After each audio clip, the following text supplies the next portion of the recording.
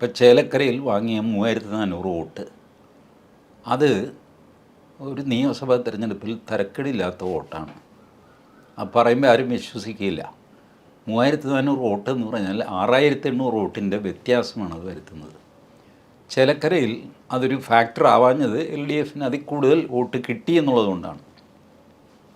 But ഈ narrow മാർജിനിൽ ജയിക്കുന്ന സ്ഥലങ്ങളുണ്ടല്ല, 2000 vote 3000 വോട്ടിനൊക്കെ ജയിക്കുന്ന സ്ഥലത്ത് 3400 വോട്ടിൻ്റെ വില എത്രയാണ്? വളരെ വലുതാണ്. ഇത് അൻവറിനും അറിയാം, മറ്റ് കക്ഷികൾക്കും അറിയാം. ഇപ്പം അടുത്ത് വരാൻ പോകുന്നത് പഞ്ചായത്ത് തിരഞ്ഞെടുപ്പാണ്.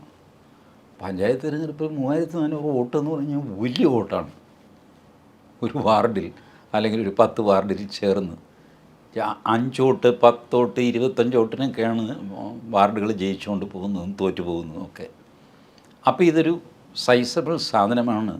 ഈ LSG തിരഞ്ഞെടുപ്പിൽ, ലോക്കൽ സെൽഫ് ഗവൺമെൻറ് തിരഞ്ഞെടുപ്പിൽ അൻവർ ഉയർത്തിയ ഓളം ഒരു ഫാക്ടർ ആയേക്കാം. തിരഞ്ഞെടുപ്പ് കുറച്ചുകൂടെ ദൂരെയാണെങ്കിൽ പോലും അതൊരു ഇതാണ്, ഒരു ഡിസ്റ്റർബൻസാണ്, ഒരു ന്യൂയിസൻസാണ്. ഇതെല്ലാവർക്കും അറിയാം. അപ്പോൾ അതുകൊണ്ട് അൻവറിനെ ഒതുക്കുക എന്നുള്ള ലക്ഷ്യം രണ്ടു പേർക്കുമുണ്ട്. LDFനും ഉണ്ട്, UDFനും ഉണ്ട്. UDFന് അൻവർ വന്നിട്ട് പ്രത്യേകിച്ച് വലിയ വിശേഷമൊന്നും ഉണ്ടാവാൻ പോകുന്നില്ല. ഈ പറഞ്ഞ പോലെ പഞ്ചായത്ത് തിരഞ്ഞെടുപ്പിൽ അവർക്കും ഒരു പേടിയുണ്ട്. ഇയാൾ ഈ സ്വതന്ത്രനായിട്ട് നിന്ന് കളിച്ചാൽ കുറച്ച് അവിടെ ഇവിടെയൊക്കെ വോട്ട് പിടിക്കും. ഒരു 4-5 പഞ്ചായത്ത് ചിലപ്പോൾ നഷ്ടപ്പെടുകയും വിടുകയൊക്കെ ചെയ്യും. പക്ഷേ അതുപോലും അവർക്ക് സഹിക്കാവുന്ന കാര്യമില്ല. അങ്ങനെയാണ് ഈ സാബു ജേക്കബിൻ്റെ പാർട്ടി ഉണ്ടല്ലോ, എന്താ അത്, 2020 ഈ രണ്ട് കൂട്ടരും കൂടെ ചവിട്ടി അമർത്തിക്കളഞ്ഞത് എന്തുകൊണ്ടാണ്? ഇങ്ങനെ ഒരു ഡിസ്റ്റർബൻസ് അവരുടെ ഡിസൈനിൽ പെടുന്നില്ല. കേരളത്തിൽ LDF UDF രണ്ട് സ്ട്രോങ് ബ്ലോക്കാണ്.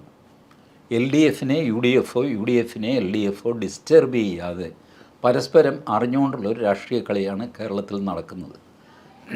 അപ്പോൾ ഈ രാഷ്ട്രീയ കളിയിൽ ഒരു തേർഡ് ഫാക്ടർ, ഒരു എക്സ് ഫാക്ടറിനെ ഇവർ സമ്മതിക്കില്ല. എക്സ് ഫാക്ടറിനെ ചവിട്ടി നാശമായി കളയും. സാബു ജേക്കബിൻ്റെ പാർട്ടിയെ അവർ ഇല്ലാതെയാക്കി. V4 കൊച്ചി എന്നൊക്കെ പറഞ്ഞൊരു സാധനം ഉണ്ടായിരുന്നു, അത് ഇല്ലാതെയാക്കി.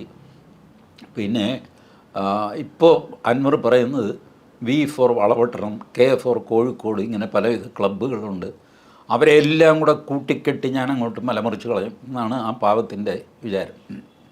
പാവമൊന്നുമല്ല, അങ്ങനെ നിന്ന് പിഴയ്ക്കണ്ടേ, അതുകൊണ്ട് അടിക്കുന്ന ഗുണ്ടുകളാണിത്.